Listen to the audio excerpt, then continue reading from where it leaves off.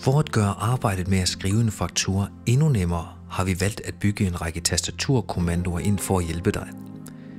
Hvis du står i listen over igangværende fakturer, har du mulighed for at navigere til sendte fakturer ved at taste Ctrl S. Taster du Ctrl V, navigerer du til vare, og taster du Ctrl K, navigerer du til kunde. For at skrive en ny faktura, skal du stå i igangværende fakturer og taste Ctrl N. For hurtigt at vælge en kunde på listen, kan du blot taste forbogstaven i den kunde, du ønsker, og systemet vil automatisk vælge den kunde. Du har også mulighed for at bruge piletasterne til at vælge mellem de forskellige kunder.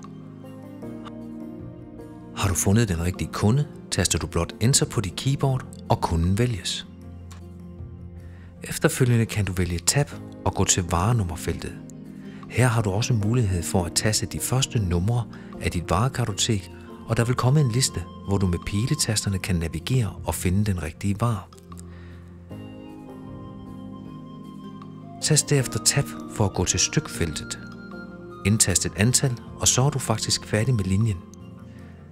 Så kan du taste Ctrl Return for at starte en ny linje. På den måde får du hurtigt bygget din faktura uden at bruge musen.